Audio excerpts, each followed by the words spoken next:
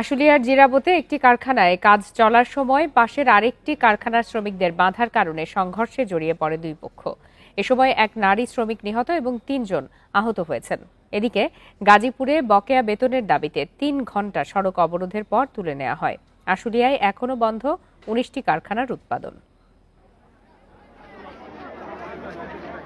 শ্রমিক বিক্ষোভের জেরে কয়েকদিন আগে অনির্দিষ্টকালের জন্য বন্ধ ঘোষণা করা হয় মাস্কট কারখানা।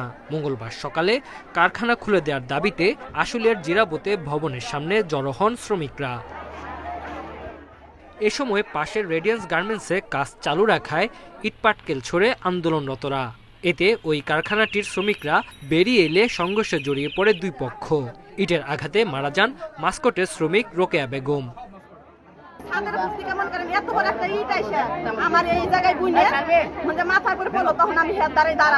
আমাদের রক্ষা না করে গেটের দরজা খুলে ভিতরে ছিল, অফিসের ভিতরে ঢুকে গেটের তালা লাগাই দিল আর আমাদের ওয়ার্কার গুলো মেরে ফেলালো। এটা কি আপনাদের নিয়ম না নীতি?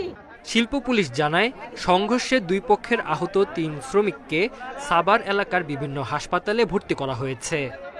শ্রমিকরা কাজ করার জন্য সেখানেও কেউ ছিল না, ম্যানেজমেন্টের কেউ ছিল না, মালিক পক্ষকে বলার পরেও ওনারা কেউ আসে নাই।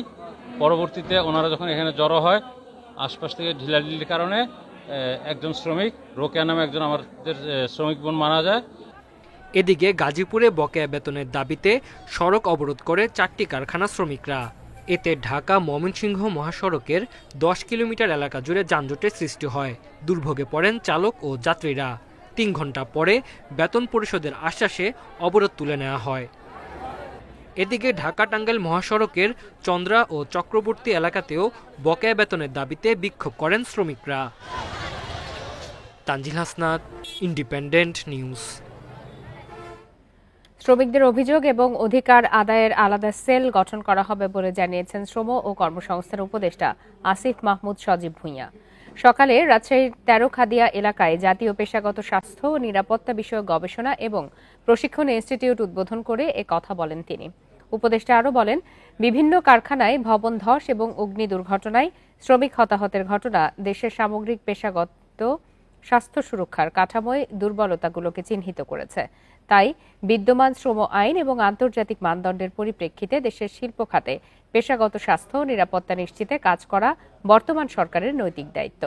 শ্রমিকদের দক্ষতা ও মান বৃদ্ধিতে এই প্রতিষ্ঠানটি গুরুত্বপূর্ণ ভূমিকা রাখবে বলেও উল্লেখ করেন তিনি।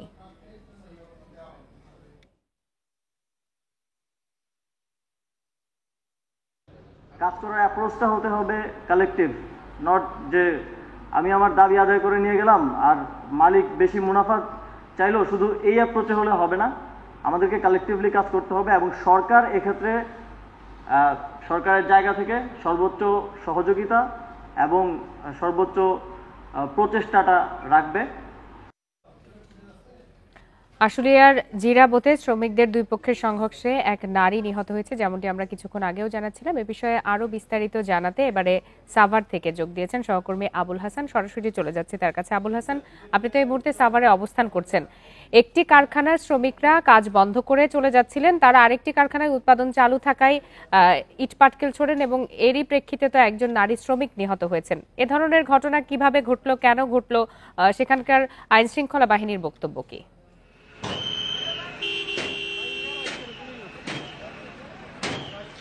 দেখুন, সকাল 10টার দিকে মাস্কট যে কারখানাটি রয়েছে সেটি কয়েকদিন ধরেই বন্ধ ছিল এবং শ্রমিকরা সেই কারখানার সামনে অবস্থান নিয়ে যখন আন্দোলন করছিলেন তখন আইনশৃঙ্খলা বাহিনী তাদেরকে সরে যেতে এখান থেকে সরে দিতে চাইলে শ্রমিকরা উত্তেজিত হয়ে পড়েন এবং এক পর্যায়ে তারা পার্শ্ববর্তী যে কারখানা আছে সেই কারখানায় ঢিলছোড়া ইটপাটকেল নিক্ষেপ করেন। পরবর্তীতে সেই কারখানা, যেটি চালু কারখানা ছিল, সেই কারখানার শ্রমিকরা কিন্তু বেরিয়ে আসেন এবং তাদের প্রতিহত করেন।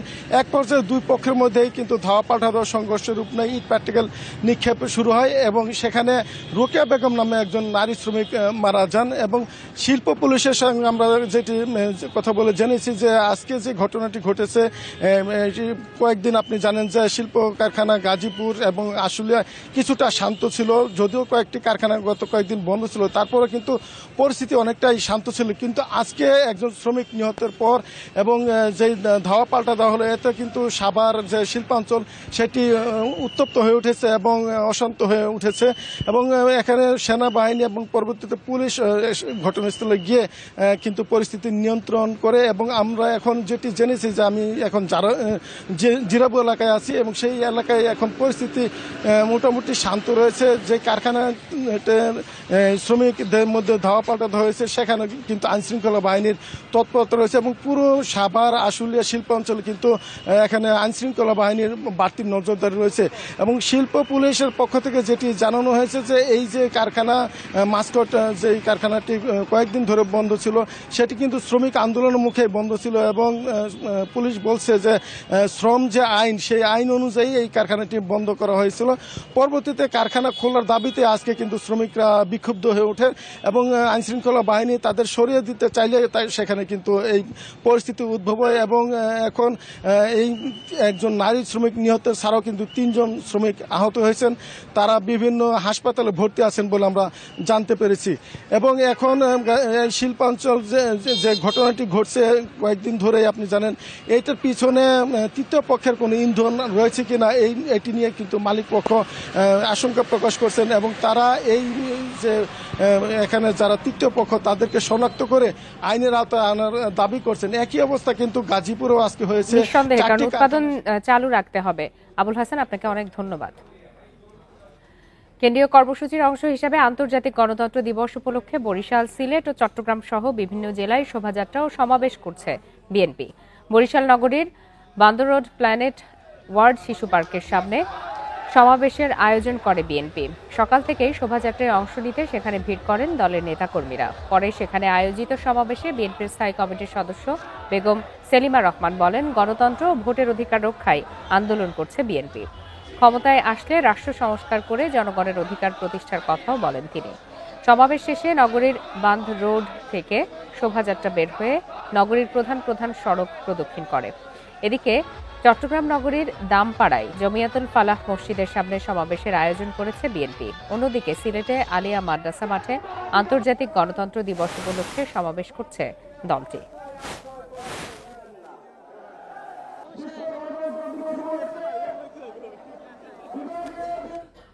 চট্টগ্রাম নগরীর জমিয়াতুল ফালাহ মসজিদের সামনে আন্তর্জাতিক গণতন্ত্র দিবস উপলক্ষে সমাবেশ করছে বিএনপি।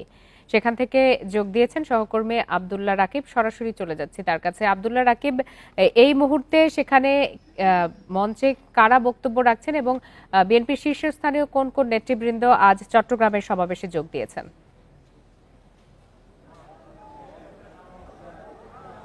জি, বিএনপির আন্তর্জাতিক গণতন্ত্র দিবস উপলক্ষে যে বিভাগীয় সমাবেশ এবং শোভাযাত্রা, সমাবেশটি কিছুক্ষণ আগে শেষ হয়েছে। সেখানে বক্তব্য রেখেছেন বিএনপি স্থায়ী কমিটির সদস্য সালাউদ্দিন আহমেদ, যিনি দীর্ঘদিন ভারতে ছিলেন এবং সে চট্টগ্রামে বলা চলে 11 বছর পর চট্টগ্রাম নগরীতে তিনি বক্তব্য রাখলেন এবং চট্টগ্রাম নগরীতে আসলেন। আমরা শুনেছি যে এছাড়া বিএনপির ভাইস চেয়ারম্যান জয়নুল আবেদিন ফারুক সহ অন্যান্য যে স্থানীয় বা জাতীয় নেতারা আছেন তারাও বক্তব্য রেখেছেন এবং তারা বারে বারে একটি কথা বলছেন যে অন্তর্বর্তীকালীন সরকার কি এখন কাজ করছেন তাদেরকে নির্বাচনের রূপরেখা বা রোড ম্যাপ যেটি আছে সেটি ঘোষণা করতে, এবং তারা বলছেন যে গণতন্ত্র যে মুক্তির যে আসল যে স্বাদ সেটি আসলে বাংলাদেশের জনগণ এখন পাচ্ছে। যেহেতু একটি সরকার পতন হয়েছে এবং শেখ হাসিনা সরকার বিদায়ের পর সাধারণ মানুষের গণতন্ত্র নিয়ে যে উচ্ছ্বাস এবং উদ্দীপনা সেটিকে জিইয়ে রাখার যে নির্বাচনের রূপরেখা বা রোডম্যাপ সেটি প্রকাশ করার জন্য বারে বারে নেতারা তাদের বক্তব্য উঠে এসেছেন। আমরা দেখেছি সালাউদ্দিন আহমেদ, যিনি বিএনপি স্থায়ী কমিটির সদস্য, তিনি তার বক্তব্যে স্পষ্ট করেছেন যে অন্তর্বর্তী সরকারকে একটি সুস্পষ্ট রূপরেখা নির্দিষ্ট সময়ের মধ্যে জনগণের উদ্দেশ্যে প্রকাশ করার জন্য, কারণ জনগণ যে গণতন্ত্র মুক্ত করেছেন, যে অগণতান্ত্রিক অবস্থা ছিল সেটি থেকে মুক্তির সাধারণ মানুষ এখন গণতন্ত্রমুখী এবং তারা যে নির্বাচন, সেই নির্বাচনের পরিবেশটি সামনের দিনে তৈরি করার জন্য তারা বলছেন একটি অস্পষ্টতা না রেখে একটি সুস্পষ্ট যাতে মডেল বা রূপরেখা প্রকাশ করে এই অন্তর্বর্তীকালীন সরকার। একই সাথে নেতাকর্মীদের সতর্ক থাকার পরামর্শ দিয়েছেন। তারা বলছেন যে আওয়ামী লীগের নেতাকর্মী যারা আসলে পালিয়ে বেড়াচ্ছেন তাদেরকে যারা আশ্রয় প্রশ্রয় দিবে তাদের বিরুদ্ধে সাংগঠনিক এবং দলীয়ভাবে কঠোর ব্যবস্থা তারা নেবেন এবং সেক্ষেত্রে সকল নেতাকর্মী সকল জেলা উপজেলা এবং ইউনিয়ন পর্যায়ে সকলকে সতর্ক থাকার তারা নির্দেশনা দিয়েছেন। চট্টগ্রাম থেকে বিএনপির সমাবেশ নিয়ে বিস্তারিত জানাচ্ছিলেন সহকর্মী আব্দুল্লাহ রাকিব। আন্তর্জাতিক গণতন্ত্র দিবস উপলক্ষে ঢাকার নয়াপল্টনে চলেছে বিএনপির সমাবেশ। বেলা 2:30টার দিকে রাজধানীর নয়াপল্টনে দলটির কেন্দ্রীয় কার্যালয়ের সামনে সমাবেশটি শুরু হয়। সমাবেশে বক্তব্য রাখছেন দলের নেতারা। সমাবেশে প্রধান অতিথি হিসেবে ভার্চুয়ালি বক্তব্য রাখবেন বিএনপির ভারপ্রাপ্ত চেয়ারম্যান তারেক রহমান। এতে সভাপতিত্ব করছেন দলের মহাসচিব মির্জা ফখরুল ইসলাম আলমগীর। এছাড়া দলের স্থায়ী কমিটির সদস্য সিনিয়র নেতারাও সমাবেশে বক্তব্য দিচ্ছেন। সমাবেশে যোগ দিতে সকাল থেকে বিভিন্ন এলাকা থেকে মিছিল নিয়ে নয়াপল্টনে জড়ো হন বিএনপি ও বিভিন্ন সহযোগী সংগঠনের নেতাকর্মীরা। দলীয় স্লোগানে মুখরিত চারপাশ। বিশ্ববাসীকে গণতন্ত্রের প্রতি আগ্রহী করতে 2008 সাল থেকে প্রতি বছর 15 সেপ্টেম্বর আন্তর্জাতিক গণতন্ত্র দিবস পালন করে জাতিসংঘের সদস্য দেশগুলো। কিছুদিন আগে স্বেচ্ছাসেবক দলের সভাপতি জিলানির উপর আন্তর্জাতিক গণতন্ত্র দিবস উপলক্ষে ঢাকার নয়াপল্টনে সমাবেশ করছে বিএনপি। এ বিষয়ে সবশেষ তথ্য জানাতে এই মুহূর্তে নয়াপল্টন থেকে যোগ দিয়েছেন সহকর্মী। আমরা সরাসরি চলে যাচ্ছি নয়াপল্টনের সমাবেশ স্থলে। দলের পক্ষ থেকে ইতিপূর্বে 600 থেকে 7 ইলিয়াস আলী থেকে শুরু করে 600-700 নেতাকর্মীকে গুম খুন হত্যা করা হয়েছে। সর্বশেষ 5 তারিখের পূর্বে এই জাতীয়তাবাদী দলের নেতৃত্বে আমাদের চেয়ারম্যানের নেতৃত্বে প্রায় 4 শতাধিক নেতাকর্মী ছাত্র জনতা খুন নিহত হয়েছে এই পুলিশের হাতে। বন্ধুরা আমার, আমি সর্বশেষ বলতে চাই, গণতন্ত্র উদ্ধার হয় নাই। আমরা এই তত্ত্বাবধায়ক সরকারকে সহযোগিতা করতে চাই। গণতন্ত্রের মধ্যে নির্বাচন দিন, ওই নির্বাচনের মধ্য দিয়ে জাতি একটি সুন্দর নির্বাচন চায়। ওই নির্বাচনের মধ্য দিয়ে রাষ্ট্র ব্যবস্থা কায়েম হবে, সরকার প্রতিষ্ঠা করবে, তারেক রহমানের নেতৃত্বে জাতি ঐক্যবদ্ধ হবে। আপনাদের সবাইকে ধন্যবাদ। উপস্থিত নেতৃবৃন্দ, আমাদের মাঝে ইতিমধ্যে উপস্থিত হয়েছেন সাবেক মন্ত্রী, বিশিষ্ট শিক্ষাবিদ, বাংলাদেশ জাতীয়তাবাদী দল বিএনপির জাতীয় স্থায়ী কমিটির অন্যতম সদস্য জনাব ডক্টর আব্দুল মঈন খান। এ পর্যায়ে আমাদের মাঝে বক্তব্য রাখবেন বাংলাদেশ জাতীয়তাবাদী দল বিএনপির যুগ্ম মহাসচিব, মৃত্যুঞ্জয়ী ছাত্রনেতা জনাব শহীদ উদ্দিন চৌধুরী আনি।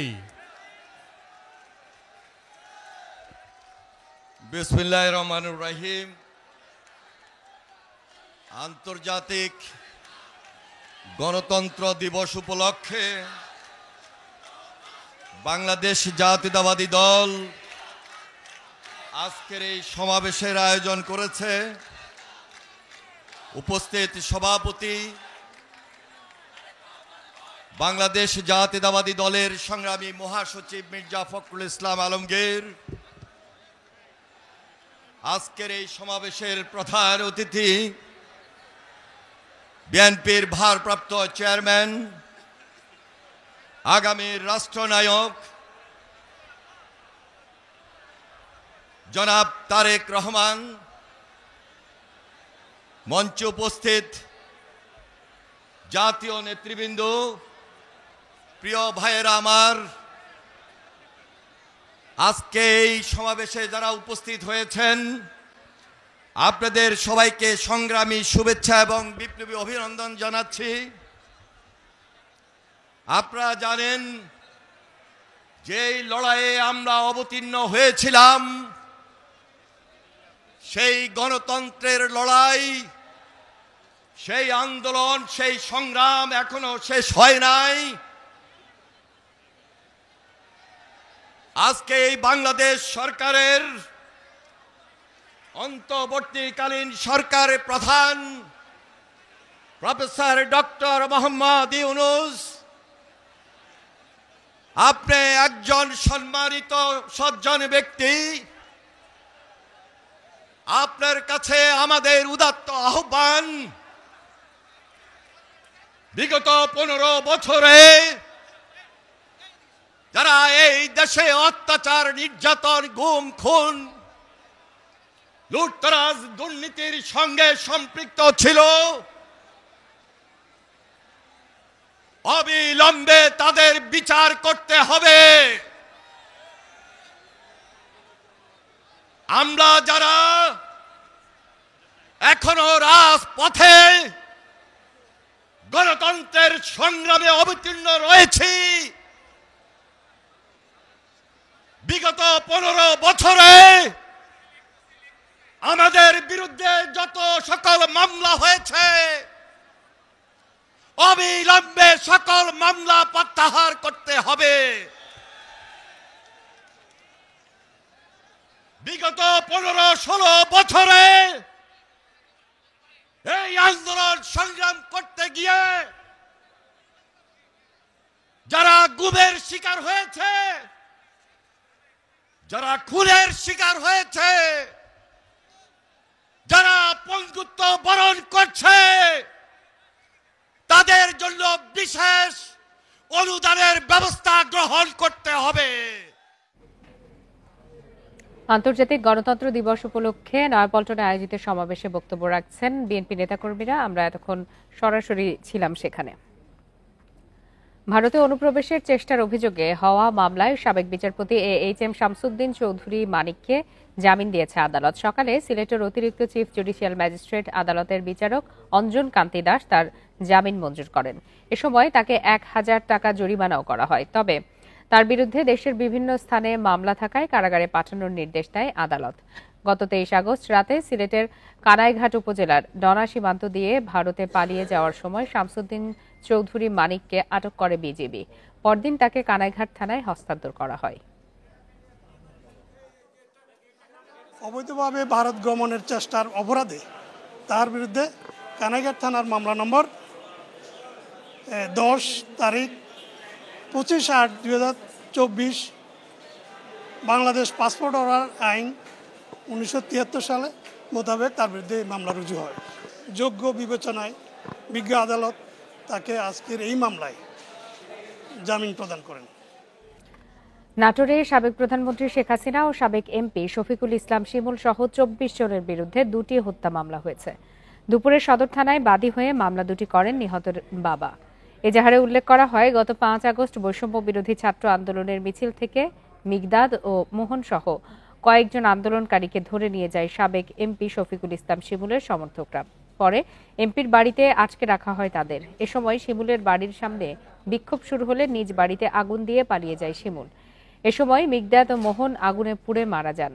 এদিকে লক্ষ্মীপুরে বৈষম্য বিরোধী ছাত্র আন্দোলনে 2 শিক্ষার্থী হত্যা মামলায় পৌর আওয়ামী লীগের সভাপতি সৈয়দ আহমদকে গ্রেপ্তার করেছে পুলিশ।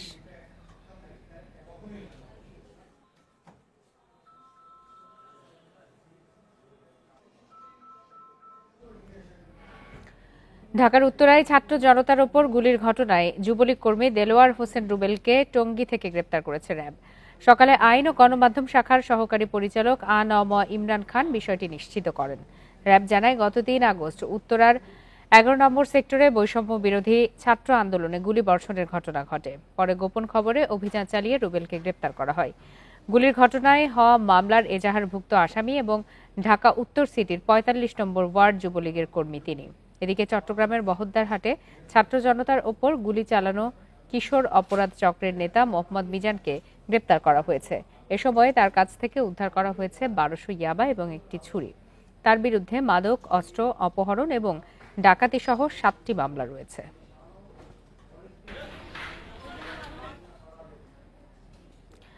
নাটোরের গুরুদাসপুরে পুকুর লিজের টাকা লুট করতে বৃদ্ধ হারেস উদ্দিনকে কুপিয়ে হত্যা করেছে দুর্বৃত্তরা। এ সময় তার স্ত্রী হোলেদা বেগমকেও কুপিয়ে জখম করে তারা। এ ঘটনায় 3 জনকে আটক করেছে পুলিশ। গতরাতে উপজেলার ব্রিচাপিলা আদর্শ গ্রামে এই হত্যাকাণ্ডের ঘটনা ঘটে। স্থানীয়রা জানান, দুর্বৃত্তরা হারেস উদ্দিনের বাড়িতে হামলা চালিয়ে লুটপাট শুরু করে। এ সময় তারা বাধা দিলে দুর্বৃত্তরা ধারালো অস্ত্র দিয়ে আঘাত করে। এতে ঘটনাস্থলেই মারা যান হারেস উদ্দিন। আহত হন বৃদ্ধা হোলেদা বেগম। এ ঘটনায় পুলিশ আটক করে মাসুদ হোসেনকে। পরে তার দেয়া তথ্যে মনির হোসেন ও সুমন নামে আরও 2 জনকে আটক করা হয়।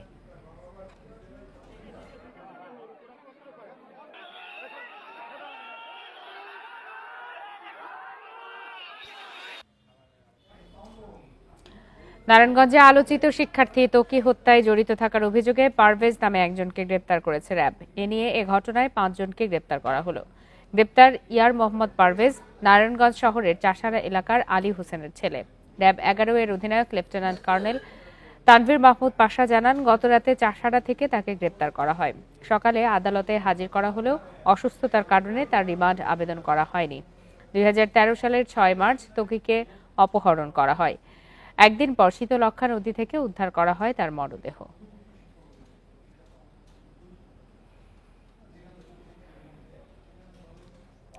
ফরিদপুরের ভাঙ্গা উপজেলা ছাত্রলীগের সাবেক সভাপতি লুৎফর মোল্লাকে অস্ত্র মামলায় 17 বছরের কারাদণ্ড দিয়েছে আদালত। দুপুরে জেলা স্পেশাল ট্রাইব্যুনাল 2 এর বিচারক অশোক কুমার দত্ত এই রায় ঘোষণা করেন। রাষ্ট্রপক্ষের আইনজীবী নওয়ার আলী মৃধা জানান, গোপন খবরে 2019 সালের 14 জানুয়ারি ভাঙ্গা বাজারে অভিযান চালায় গোয়েন্দা পুলিশের একটি দল। সে সময় উপজেলা ছাত্রলীগের সাবেক সভাপতি লুৎফর মোল্লার কাছ থেকে একটি বিদেশি পিস্তল, একটি ম্যাগাজিন সহ 2 রাউন্ড গুলি উদ্ধার করা হয়। এ ঘটনায় গোয়েন্দা পুলিশের এসআই জুয়েল মিয়া বাদী হয়ে মামলাটি করেন।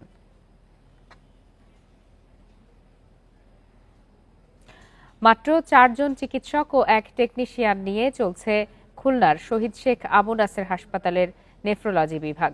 ডায়ালাইসিস মেশিন সংকটে চিকিৎসা নিতে ঘন্টার পর ঘন্টা অপেক্ষা করতে হচ্ছে রোগীদের। জনবলের জন্য মন্ত্রণালয়ে চাহিদা দেয়া হলেও এখনও সিদ্ধান্ত আসেনি বলে জানিয়েছেন হাসপাতালের পরিচালক। খুলনার শহীদ শেখ আবু নাসের বিশেষায়িত হাসপাতালের নেফ্রোলজি বিভাগে প্রতিদিন গড়ে 80 থেকে 90 জন রোগী আসেন। এদের মধ্যে 70 জনই ডায়ালাইসিসের রোগী। হাসপাতালের সচল 25টি মেশিন দিয়ে প্রতিদিন 50 থেকে 55 জন রোগীকে ডায়ালাইসিস সেবা দেয়া হচ্ছে। মেশিন স্বল্পতায় অনেক রোগীকে ঘন্টার পর ঘন্টা অপেক্ষা করতে হয়। এইখানে যে মেশিনগুলো বৃদ্ধি করা হয় এবং জনবল বাড়ানো হয়, তাহলে আমাদের জন্য অনেক সুবিধা। যদি আরো কটা মেশিন দিত তাহলে আমরা এই রোগীর এইরকম অপেক্ষা করতাম না। হাসপাতালে 30টি নার্সের পদের বিপরীতে আছেন 19 জন, সহকারী পদে 9 জনের স্থানে আছেন 6 জন, আর ডায়ালাইসিসের টেকনিশিয়ানের 3টি পদের বিপরীতে আছেন মাত্র 1 জন। এতে ব্যাহত হচ্ছে চিকিৎসা সেবা। 5টা-6টা রোগী যদি পড়ে তখন তো একার পক্ষে সেই সেবাটা ভালো হয় না। সেবা হয় কিন্তু সেবার মানটা ভালো হয় না। আমাদের এখানে জনবলের সংকট আছে, আমরা চাচ্ছি আরো জনবল বেশি হলে আমাদের সেবার মানটা আরো ভালো হবে। হাসপাতালের নেফ্রোলজি বিভাগে 2 বিশেষজ্ঞ সহ মোট চিকিৎসক মাত্র 4 জন। জনবল সংকটে রোগীদের প্রত্যাশিত সেবা দিতে হিমশিম খাচ্ছেন তারা। দক্ষ টেকনিশিয়ান এবং নার্সের ব্যবস্থা করা যায় তাহলে সেই ক্ষেত্রে অনেক রোগী আছে যাদের 2 বার ডায়ালাইসিস দিয়ে হচ্ছে না, 3 বার দিতে পারি তাদেরকে। তো সেই ক্ষেত্রে তাদের কোয়ালিটি অফ লাইফ বা জীবনযাত্রার মান আরও উন্নত হবে। ডায়ালাইসিস মেশিন সহ জনবলের জন্য মন্ত্রণালয়ে চাহিদা দেওয়া হয়েছে জানিয়েছেন পরিচালক। ডায়ালাইসিস মেশিনের জন্য আমরা চাহিদা দিয়েছি, আর জনবলের ব্যাপারে আমাদের মন্ত্রণালয়ে বিশেষ করে সাপোর্ট স্টাফের ব্যাপারে মন্ত্রণালয়ে আউটসোর্সিং কর্মচারী যে চাহিদা দেওয়া আছে, আমরা আশা করি এই জনবলগুলো পেয়ে যাব। হাসপাতালের নেফ্রোলজি বিভাগে 28টি বেড ও 10টি কেবিন আছে, যা চাহিদার তুলনায় অনেক কম বলছেন রোগীরা। Independent news. সংযোগ সড়ক না হওয়ায় জয়পুরহাটে নবনির্মিত 6টি সেতু কোনো কাজে আসছে না। 3 উপজেলায় বিভিন্ন খালের ওপর সেতু তৈরি হলেও সড়ক নির্মাণে তৎপরতা নেই বরেন্দ্র ও এলজিইডি কর্তৃপক্ষের। এজন্য বরাদ্দ না আসার দাবি কর্মকর্তাদের। এদিকে নির্মাণের কিছুদিনের মধ্যেই একটি সেতুতে দেখা দিয়েছে ফাটল। বরেন্দ্র কর্তৃপক্ষের উদ্যোগে জয়পুরহাট সদরের উত্তর জয়পুর, ঘোনাপাড়া, বিষ্ণুপুর, ভাদুরমোড় ও পাঁচবিবি উপজেলার শালপাড়ায় নির্মাণ হয় 5টি সেতু। শুকনো মৌসুমে পানি ধরে রাখার জন্য 2টি সেতুর নিচে নির্মাণ হয় ক্রস ড্যাম। তবে সংযোগ সড়ক তৈরি না হওয়ায় এসব সেতুর সুফল মিলছে না। খালের উপর সেতু হলেও রাস্তার অপেক্ষায় স্থানীয়রা। ব্রিজ যে হলো যাই যেভাবে হোক হলো, কিন্তু রাস্তা নাই। রাস্তা না হয় ব্রিজ হয় কোনো লাভ আছে? 2 সাইডে কোনো রাস্তা নাই। নদীর সাইড দিয়ে আমরা এই যাতায়াত করতেছি জমির আল দিয়ে, রাস্তা ছাড়া তো কোনো ব্রিজের কোনো মূল্য নাই। এদিকে সদর উপজেলার উত্তর জয়পুর গ্রাম সংলগ্ন খালের উপর সেতুটিতে এরই মধ্যে ফাটল দেখা দিয়েছে। স্থানীয়দের দাবি, নিম্নমানের সামগ্রী ব্যবহার করায় নির্মাণের পরেই সেতুটির এমন দশা। ব্রিজের কাজটা খুব দুর্বল হয়েছে, 8 ভাগে 10 ভাগে কাজ করেছে। গোটা গোটা খোয়া দিয়ে কাজ করতে চাইছিল, আমরা বাধা সৃষ্টি করার পর খোয়াটা ভেঙে দিয়েছে। খালি এইটুকুই ভালো কাজ করেছে। ব্রিজের কাজ শেষ হয়ে গেল, হওয়ার পরে এই যে 15 দিন না যেতে ব্রিজের ফাটল ধরে গেছে, সমস্ত জায়গা ভেঙে গেছে। ঠিকাদারের বিরুদ্ধে নিম্নমানের নির্মাণ কাজের অভিযোগ খতিয়ে দেখা হবে জানিয়েছে কর্তৃপক্ষ। তবে বাজেট না আসায় সংযোগ সড়ক তৈরির কাজ হচ্ছে না। সবার আবেদনের প্রেক্ষিতে আমরা সদর দপ্তর থেকে বরাদ্দ নিয়ে এসে এখানে আমরা ফুটওভার ব্রিজ করি এবং সরকার যদি আমাদেরকে বরাদ্দ দেয় আমরা রাস্তা করে দেব। এলজিইডির তত্ত্বাবধানে নির্মিত কালাই উপজেলার বড়তারা ইউনিয়নের একটি সেতুরও একই অবস্থা। সংযোগ সড়ক না থাকায় 33 লাখ টাকা ব্যয়ে নির্মিত সেতুটি কোনো কাজে আসছে না এলাকাবাসীর। Independent news. ময়লা উন্মুক্তভাবে ফেলে রাখায় দুর্ভোগ পোহাচ্ছেন মাগুরার বর্জ্য পরিশোধনাগারের আশপাশের 3 শতাধিক পরিবার। প্রকল্পের পানি ফেলা হচ্ছে পাশের জমিতে। এছাড়া 2 বছর ধরে বর্জ্য সংগ্রহ চললেও জৈব সার ও বায়োগ্যাস তৈরি শুরু হয়নি এখনো। এদিকে শহরের আরেকটি উন্মুক্ত স্থানে ময়লা ফেলছে পৌর কর্তৃপক্ষ। প্রায় 9 কোটি টাকা ব্যয়ে মাগুরা পৌরসভার শিমুলিয়া এই স্যানিটারি ল্যান্ডফিল ও পয়ঃবর্জ্য পরিশোধনাগারটি স্থাপন করা হয় 2021 সালে। প্রকল্পে জৈব সার ও বায়োগ্যাস তৈরির কথা থাকলেও তা হয়নি। 2 বছর ধরে চলছে ময়লা সংগ্রহ। পয়ঃবর্জ্যের পানি ফেলা হচ্ছে পাশের জমিতে, আর শুকনা বর্জ্য উন্মুক্তভাবে ফেলা হচ্ছে প্রকল্পে। দুর্গন্ধে দুর্ভোগ পোহাচ্ছে আশপাশের 3 শতাধিক পরিবার। এই ডাস্টবিন ঘুণদর জ্বালায় আমরা গ্রামে বসবাস করতে পারতেছি না। তো টাকা খরচ করে লাভ কি? এটা আমাদের কোনো যদি কামে না আসে, এদের করে লাভ কি?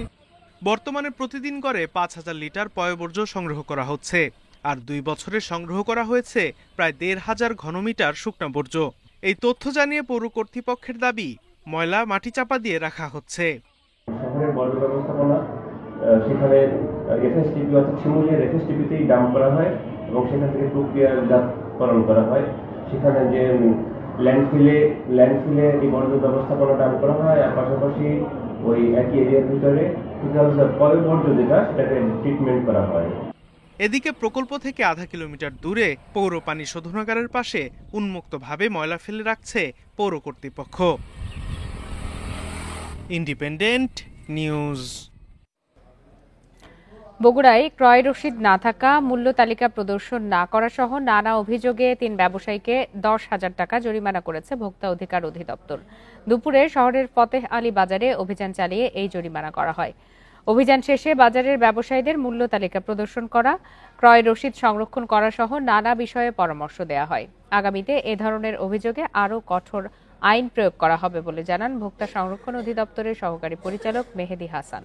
এছাড়া চট্টগ্রামের পাহাড়তলী বাজারে অনিয়মের অভিযোগে 2 ব্যবসা প্রতিষ্ঠানকে 9,000 টাকা জরিমানা করেছে ভোক্তা সংরক্ষণ অধিদপ্তরের ভ্রাম্যমাণ আদালত।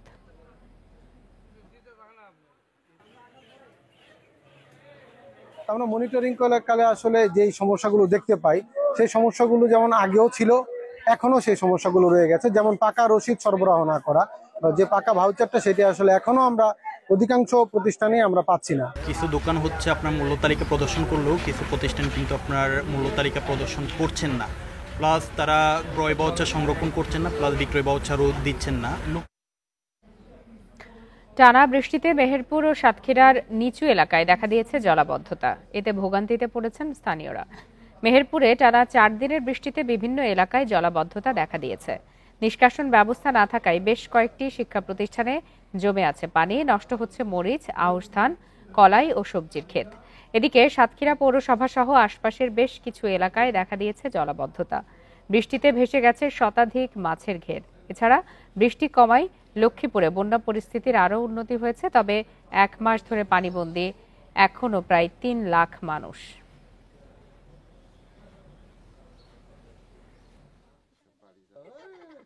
পানিতে ঝাল, কালাই, তারপর ধান, কলা সবকিছু শেষ হয়ে গেছে। সাকরাত থেকে নোনা পানি উত্তোলনটা বন্ধ করতে হবে এবং যেটা করতে হবে সেটা সামান্য, আর একদিকে পানি নিষ্কাশনের ব্যবস্থাটাও করতে হবে। গত 3 দিনের বৃষ্টিতে শরীয়তপুর নড়িয়া সড়কের পানি নিষ্কাশনের পাইপ ভেঙে সড়ক দেবে গর্তের সৃষ্টি হয়েছে। এতে জলাবদ্ধতার পাশাপাশি যান চলাচল বন্ধ হয়ে গেছে। সড়ক ও জনপথ বিভাগ জানায়, সোমবার সকাল থেকে টানা বৃষ্টিতে সড়কটির নিচের মাটি সরে গিয়ে 20 ফুট গর্তের সৃষ্টি হয়। পরে নিরাপত্তার কারণে সড়কটি বন্ধ ঘোষণা এবং বিকল্প হিসাবে বালাখানা শরীয়তপুর সড়ক ব্যবহারের পরামর্শ দেওয়া হয়। সড়কটি সংস্কারে 24 ঘন্টা সময় লাগবে বলে জানিয়েছে সড়ক ও জনপথ কর্তৃপক্ষ। এদিকে শহরে পানি নিষ্কাশন ব্যবস্থা ভেঙে পড়ায় প্রেমতলা বাঘিয়া গ্রামের কয়েক হাজার মানুষ পানিবন্দী হয়ে পড়েছে। আমাদের মিনিমাম 4-5 কিলো ঘুরা তারপরে শরীয়তপুর যাইতে হইতেছে। এটা অনেক একটা সমস্যা, এটা দ্রুত সমাধান করা হোক। এলাকাবাসীর পক্ষ থেকে যে এখানে পানি পাস করার জন্য যে পুরাতন পাইপ কালভারটা ছিল যাতে পানিটা পাস করতে পারে, এখন এই কারণে এখন এলাকাবাসী পানিতে ডুবে আছে, তাদের জন্য আমি এখন উপরে বেলি বসায় দিচ্ছি। এখানে লক্ষ্মীপুরে বন্যার্তদের মাঝে ত্রাণ সহায়তা দিয়েছে বিভিন্ন স্বেচ্ছাসেবী সংগঠন। দুপুরে সদর উপজেলা ভবানীগঞ্জ কেরামতিয়া ফাজিল মাদ্রাসা মাঠে এই সহায়তা দেওয়া হয়। বেসরকারি উন্নয়ন সংস্থা সোয়াবের উদ্যোগে গত প্রায় 500 নারীদের মাঝে 1 মাসের জন্য খাদ্য সামগ্রী বিতরণ করা হয়। খাদ্য সামগ্রীর মধ্যে চাল, ডাল, তেল, আলু ও শুকনা খাবার রয়েছে। এছাড়া জেলার বিভিন্ন স্থানে বৈষম্য বিরোধী শিক্ষার্থী এবং বিভিন্ন স্বেচ্ছাসেবী সংগঠনগুলো সুপেয় পানি, ওষুধ ও শুকনা খাবার বিতরণ করেছে।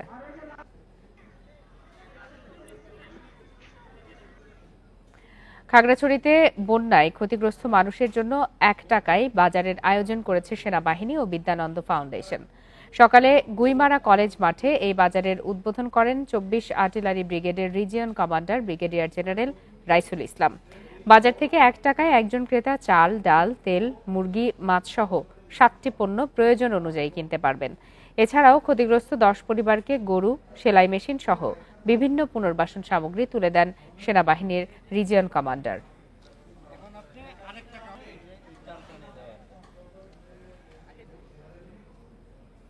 অন্যের জমি দখল সহ অনিয়মের মাধ্যমে বিপুল সম্পদ গড়ার অভিযোগ উঠেছে রাজশাহী 4 আসনের সাবেক সংসদ সদস্য ইঞ্জিনিয়ার এনামুল হকের বিরুদ্ধে। সম্প্রতি আইন শৃঙ্খলা বাহিনীর হাতে ধরা পড়ার পর তার অপকর্ম সম্পর্কে মুখ খুলছেন স্থানীয়রা। তারা বলছেন, নিজ সন্ত্রাসী বাহিনীর পাশাপাশি প্রশাসনকে অবৈধভাবে ব্যবহার করেছেন এমপি এনামুল। 2008 সালে রাজশাহী 4 আসনের সাবেক সংসদ সদস্য এনামুল হক ও তার স্ত্রীর শেয়ারসহ নগদ অর্থ ও ব্যাংকে গচ্ছিত অর্থের পরিমাণ ছিল প্রায় 4.5 কোটি টাকা। 15 বছরের ব্যবধানে তা বেড়ে দাঁড়িয়েছে 13.5 কোটি টাকার উপরে। আর 2008 সালে যেখানে সংসদ সদস্যের বার্ষিক আয় ছিল 20 লাখ টাকা, 15 বছরে তা বেড়ে দাঁড়িয়েছে 1.24 লাখ টাকায়। অভিযোগ আছে, সংসদ সদস্য হয়ে অনিয়ম করে পেয়েছেন কুইক রেন্টাল বিদ্যুৎ কেন্দ্রের অনুমোদন। আর স্থানীয়দের অভিযোগ, এনামুল হক অন্যের জমি দখল করেছে। তার জমির পরিমাণ 100 বিঘার উপরে। 3 বিঘা জমির জন্য 1টি টাকা দেয়নি এবং কোনো এসটিরি ফেস্টিরিও করে নেয়নি। জবর দখল করছে ইঞ্জিনিয়ার এনামুল হক। আমার বাপদাদার আমল থেকে 100 বছরের বেশি সময় থেকে আমরা খাচ্ছিলাম। উনি আমাদেরকে কোনো টাকা পয়সা, আর্থিক ক্ষতিগ্রস্ত কিছুই করেন না এবং বিনা নোটিশে উনি আমাদের দোকান ভাঙচুর করেন। এই জায়গাটা হলো আমাদের বাপদাদার সম্পত্তি। এটা জোরপূর্বকভাবে ইঞ্জিনিয়ার এনামুল হকের নির্দেশনায় ভবানীগঞ্জ পৌরসভার মেয়র উনি জোরপূর্বকভাবে এজাককে ঘর করে দেয়। দুদককে শক্তিশালী না করা পর্যন্ত এই ধরনের অনিয়ম থেকে মুক্তি মিলবে না বলছেন রাষ্ট্রবিজ্ঞানীরা। আর সুশীল সমাজের প্রতিনিধিরা বলছেন, দুর্নীতি দমনে আইনের শাসন প্রতিষ্ঠা করতে হবে। এইখানে যারা এই ক্ষেত্রে পদক্ষেপ নিতে পারে, দুদক যে দুর্নীতি দমন কমিশন, আসলে দুর্নীতি দমন কমিশনকে তো শক্তিশালী করা হয়েছে কাগজে কলমে, বাস্তবে করা হয় না। এটা যদি একটা জবাবদিহিতার আওতায় নিয়ে আসতো এবং প্রতি 1 বছর পর পর যদি এগুলোকে পর্যালোচনা করা হতো, তাহলে কিন্তু সংসদ সদস্যরা এত অঢেল সম্পত্তির মালিক বা টাকা পয়সার মালিক হতে পারত না। এনামুল হক ও তার পরিবারের সম্পদ নিয়ে তদন্ত নেমেছে দুদক। Mustafizur Rahman, Independent News, Rajshahi. সাবেক বিমান প্রতিমন্ত্রী মাহবুব আলী গ্রেপ্তারের পর বেরিয়ে আসছে চাঞ্চল্যকর তথ্য। বিগত 10 বছরে তিনি এলাকায় উন্নয়ন না করে দেশে বিদেশে একাধিক বাড়ি গাড়ি করেছেন বলে অভিযোগ উঠেছে। এছাড়া নির্বাচনের হলফনামা অনুযায়ী তার সম্পদ বেড়েছে 60 গুণ। এসব নিয়ে এলাকায় চলছে গুঞ্জন।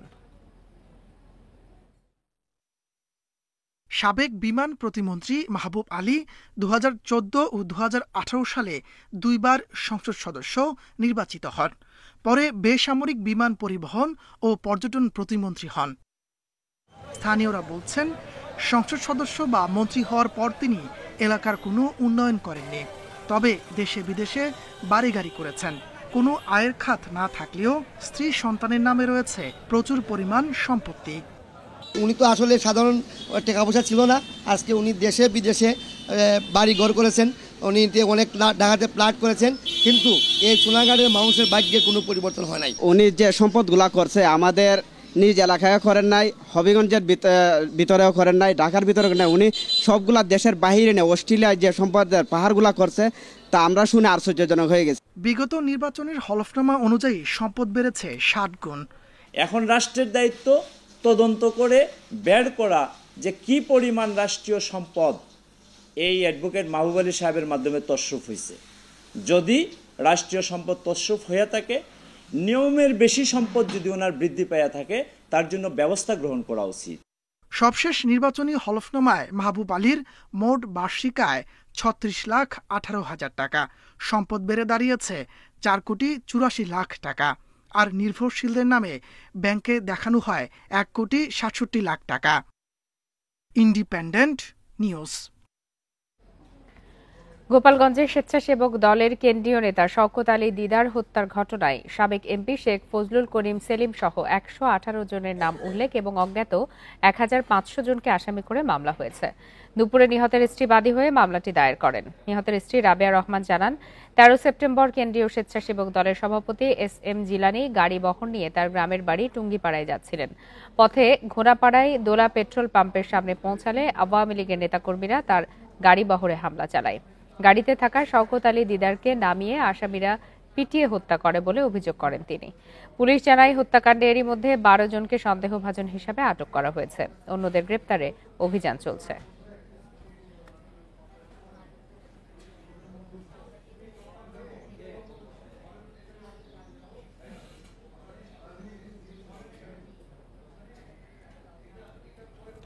কুষ্টিয়ায় পদ্মার ভাঙন থেকে বাড়িঘর রক্ষায় সড়ক অবরোধ করে বিক্ষোভ ও মানববন্ধন করেছে এলাকাবাসী। সকালে কুষ্টিয়া ঈশ্বরদী মহাসড়কের 10 মাইল মুন্সিপাড়ায় এই কর্মসূচি পালন করেন তারা। এ সময় ভুক্তভোগীরা বলেন, ভেড়ামারা ও মিরপুর উপজেলার 4 ইউনিয়নে নদী ভাঙন দেখা দিয়েছে। এরই মধ্যে বিলীন হয়ে গেছে কয়েকশো হেক্টর ফসলি জমি। এখন চরম আতঙ্কে দিন কাটাচ্ছে এলাকার হাজার হাজার পরিবার। ভাঙন থেকে রক্ষায় ব্যবস্থা নিতে পানি উন্নয়ন বোর্ড অফিস ঘেরাও সহ নানা কর্মসূচি পালন করছেন তারা।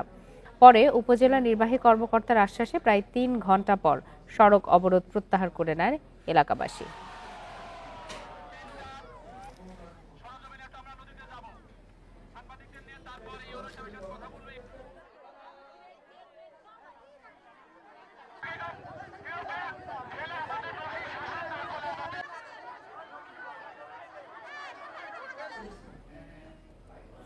এর সাথে শেষ করছে আজকের সমগ্র বাংলাদেশ। ইন্ডিপেন্ডেন্ট টেলিভিশনের সব খবরের আরো বিস্তারিত জানতে চোখ রাখুন ফেসবুক, ইউটিউব আর এক্সে। ধন্যবাদ এতক্ষণ সাথে থাকার জন্য।